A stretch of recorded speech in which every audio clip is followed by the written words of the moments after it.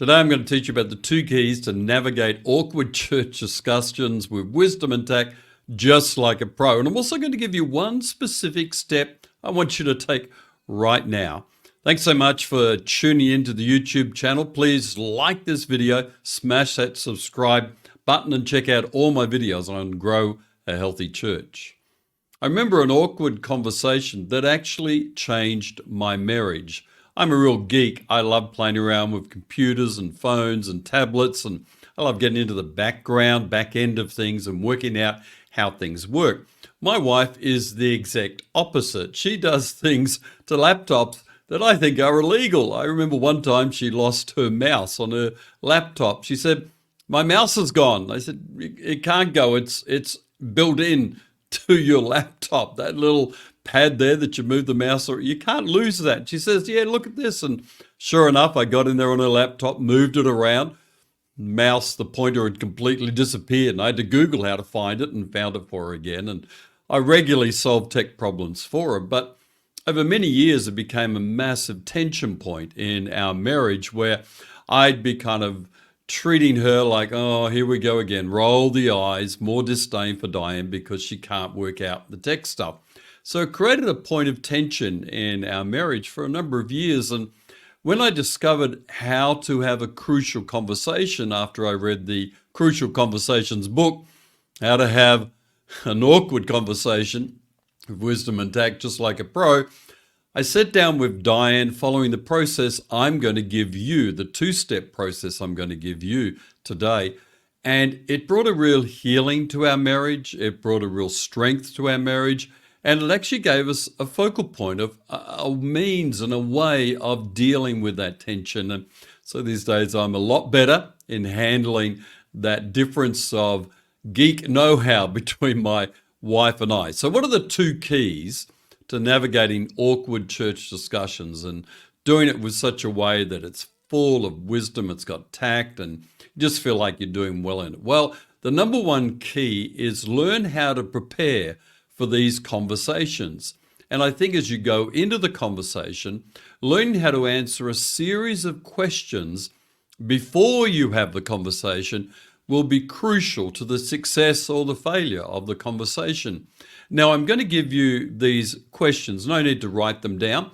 There'll be a link that you'll be able to jump into as soon as you finish listening, watching here, and you'll be able to check out all these questions in a blog post that I've got. So you don't need to write them down. You don't have to pause and kind of write down all these questions. You can follow that link, and that link will give you the ability to write down all those questions and actually print out the blog post if you want, because I think the key to a successful awkward conversation with a church member, with a church leader, is preparing well. So what are these questions that you interrogate yourself with, that you ask yourself way before the conversation? So here they are. Here are the questions. What do I really want for myself? What do I really want for the other person? What do I really want for the relationship? These 3 primary questions really help you dig down into, what do I really want for me? Because it's important that you discover, what's the outcome I want? What's the outcome I want for the other person? Do I want to kind of damage them? Do I want to hurt them? Do I want vengeance? Or do I actually want to disciple them and see them grow in Christ? What do I want for our relationship? Is our relationship being damaged by certain actions, like my marriage was being damaged by my actions? What do I actually want for the relationship? Then this question, how would I behave if I really wanted that? Wow. How would I behave if I'm really chasing that outcome for myself, the other person, and the relationship? How do I actually behave? What's the way that I should approach this? Next question, we're up to number 5, I think. What is at the heart of my concern? What's really bothering me? What's got me worried? What's got me anxious? What's got me upset? What's got me furious and angry? What's got me despairing about them or the relationship, or even about my response to it? What's at the heart of my concern? Next one, how am I thinking about this issue?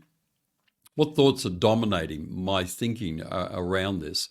How am I processing this when I hit the bed at night and the head hits the pillow, what am I processing and thinking and contemplating? What am I meditating on about this concern? Now, here's a really good question that I think reflects that scripture, that saying of Jesus, before you're going to get a little speck out of someone else's eye, a little splinter, get the huge log of wood out of your own eye. It's quite a funny saying, isn't it, really? You got a big log of wood, you're really not going to be able to see very clearly, see a splinter in someone else's eye. And he's saying, have a look at yourself first before you look at the other person. And really, this key number one, preparing, is really all about getting the log out of your own eye. So here's the next question. What am I doing to make this difficult? Oh, wow. What am I saying? What's my attitude? And when I thought about that with Diane and our geeky tech issues, my roll into the eyes, my disdain, my kind of, oh man, you're not very good at this, are you? My put down of Diane in word and in body language, man, that was making it terribly difficult for her. And it would make her not come to me with a problem. She'd live with an issue for too long because of all that reaction that I was going to give her. Next question. We've got just a few more. Is there mutual respect? Do I respect this person? If the answer is yes, great. That'll make the conversation easier. But what if I don't respect them? What if they've done so much damage to the relationship that my respect for them is diminished, it's depleted, and it may be actually down to zero. It may be into the negative. I may be into that red zone of, oh, there's nothing in the bank. There's no credits in the bank of respect for this person. What will it take to create it if I don't respect them? So I find that if I don't respect someone because of what they've done or what they've said, how they've acted, then what I do to them is I just, in my mind's eye, I place them at the foot of the cross and I remember that Jesus died for them, that Jesus loved them. And in that process, I can garner respect for them because of the respect and the love that Jesus Christ has for them. I cover them with the grace of the cross, and that helps me approach them. So you never want to walk into a conversation disrespectful because it's lost right at that point. If you've got disdain and eye rolling going on, at that point, you've lost the person. Two more questions in our preparation process, and these will all be in the blog post. Check out the link, follow that link. You'll get the blog post and you'll be able to print that out or copy and paste from the blog post all these questions. Am I telling myself a victim or a villain story? What's the story I got going in my head? I kind of call this historical fiction that goes on in our heads. You know, historical fiction is fun to read. It has some facts from history and it has some drama that's fictional drama overlaid to the story to make it come alive and make it relevant to us. And that sort of historical story is what we actually play out when we've had a disrupted relationship with someone. And in the story, we'll either paint them as the villain. What have they done? Look at their, man, it's really bad that I have to relate or work with this person, or I have to deal with this. My goodness, they're the bad person. I'm the goodie, they're the baddie. And that can have some fact in it, but I reckon it's got a bit of fiction as well. Or there's the victim story, poor me, self-pity. Oh, woe is me because I'm caught in this relationship. What's going on? And I think it's a great question because it unveils the story that's going on in your mind, the stories that's playing out in your thinking process of victim or villain. Okay, the last question in preparing the two keys for approaching and winning awkward conversations. And when I say winning, I don't mean you coming out on top. I mean the relationship winning. When you want to approach these awkward conversations with wisdom and tact and do it like a pro. Last question when you're preparing, what am I pretending not to notice about my role in this situation? What am I doing that I'm not really paying, that I've just kind of got over here on the side and I'm not really wanting to look at it? It's kind of like, I'm doing stuff like the stuff, the eye-rolling, disdainful attitude I had towards Diane. I can't pretend to not notice that anymore. I have to face the brutal reality of, hey, John, you're not really helping this. Okay, there's the questions. They're in the blog post. Check out the link for that. What's the second key? First key is prepare. The second key requires courage. I think the first key doesn't require a lot of courage. You just sit down and write down a bundle of things and think it through and kind of work it out and do a bit of log searching. I got that log in the eye. I got a couple of logs. The second key requires courage. Is actually deciding after you've prepared to go and have the conversation. Now, I found some people in training people how to have awkward conversations with church leaders. Some people do the first step of preparation, the first key, and they get to it and go, you know what, I'm the problem. I've sorted it out. I've fixed my attitude. No need actually to go and have a conversation. I'm the issue and I've fixed it. Great.